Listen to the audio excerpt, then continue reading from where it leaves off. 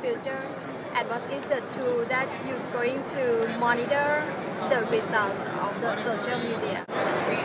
Hey, this is Scott Monty, the global head of social media for Ford Motor Company. We're here at the North American International Auto Show in early January, where we're surrounded with almost 150 bloggers that our social media team has invited in from around the world.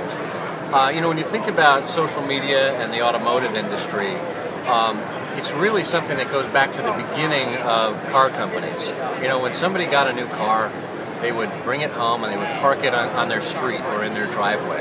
And what would they do? They would tell their family, their friends, their neighbors about it. Maybe over the backyard fence, maybe in the marketplace. But they would have conversations about it. And now, fast forward to where we are in 2012, people are still having those conversations offline, but they're having so many more of those conversations online, where we can actually learn. We can find out exactly what it is they're saying about our vehicles, if they like them or not, or what their questions are, and we can get involved and actually have a conversation, which is much, much different for a traditional marketer. When we do a program like this, and what we try to we have an always-on mentality, right, where we're talking with people every day, and we use all sorts of tools to monitor the flow of conversation, everything from Google alerts to simple searches on Twitter to more sophisticated monitoring systems that are proprietary. That's the baseline. But then when we do a big event like this, we know who we've invited.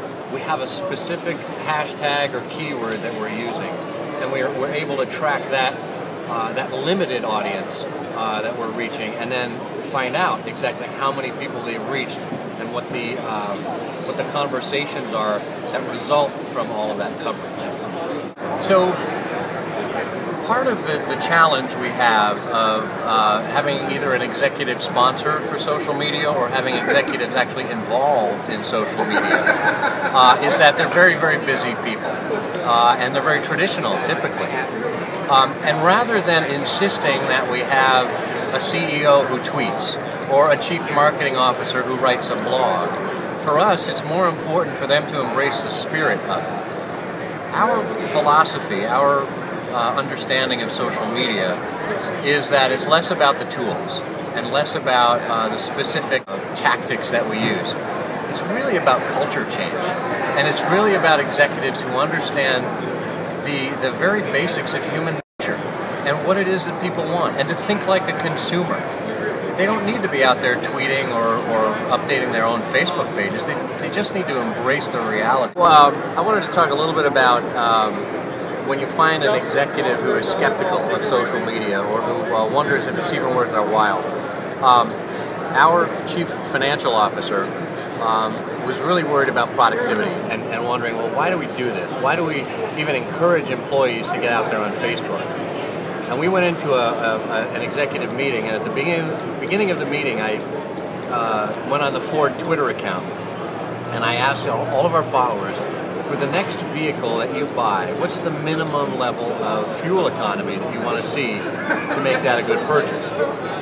And we asked the tweet, and we put it away, and we had our meeting, and at the end of the meeting, it was about a half an hour, we went back to Twitter, and I said, let's just open up our search results here and see what's happened. Yes. And there were about, 75 responses. And they ranged from, I don't care what the mileage is, I just want a V8 engine, for our traditional fans, up to, I want 100 miles per gallon. And then there were a lot in between where they said, I want mid-30s, low 40s, a very reasonable range, and what we were actually projecting for our business. And I showed all of those to my CFO, who was sitting right next to me, and he was looking at these, and he said, if I could have access to insights like this every day, if you could give me a report where I could see this stuff coming in, this would be tremendously helpful. And we had our biggest fan. As a global company, we are looked at around the world, and we're pretty well known all around the world. You see that blue oval everywhere, and people know that that's Ford. It's a very recognizable icon. And similarly, we knew we had to have a social media strategy or a social media vision for what we needed to be around the world. And ultimately, it's about humanizing Ford Motor Company and providing people value, right? So they connect with other people who are like them, and they don't want to waste their time. They want to have entertainment, information. They want to have something that makes it worth their while, because they're all very busy online. They want something that makes it worth their while. So we couldn't tell every country and every region exactly how to execute, and that they all had to do the same thing. We just gave them that guiding philosophy: humanization and creating value. And ultimately, the execution is up to how they understand their individual markets. So they're partnering with a communications manager or a marketing manager in a particular country to come up with executions and tactics and programs that they know are going to resonate with the people of that region. Around the world, Ford has a very strong relationship with the WPP holding company, and there are hundreds of agencies within WPP. For social media, we heavily rely on Ogilvy. Here in the United States, a marketing agency called Team Detroit. Europe, they're called the Blue Hive, and those are each kind of conglomerates of a number of different traditional marketing agencies. The bottom line is we use agency partners to help us with all of our executional work. We couldn't do it alone. We don't have enough staff members. And whether it's PR or marketing or social media, we need that extra set of arms and legs to help us out. And we really are a blended team. A lot of the folks that are helping today are agency employees, but as far as we're concerned, they're just part of the Ford team. Anytime we do an event like this, whether we're hosting or whether we're going to a big event, we want to reach the people that are there, or bring people in that wouldn't otherwise necessarily be exposed to it. And part of what we've done here by inviting 150 bloggers from around the world is we wanted to move beyond just the traditional automotive journalists. They will be here. The automotive journalists will always be here, and we obviously have a good relationship with them, but we need to focus more on the non-traditional from our perspective. Whether it's tech bloggers or green or lifestyle, design, family. There's all sorts of different niches and interests that we can cover that touch the car in some way. That we could bring in a blogger who was interested in audio equipment, who is an audiophile, simply because we have a great sound system in our vehicles, and that could be their point of inflection.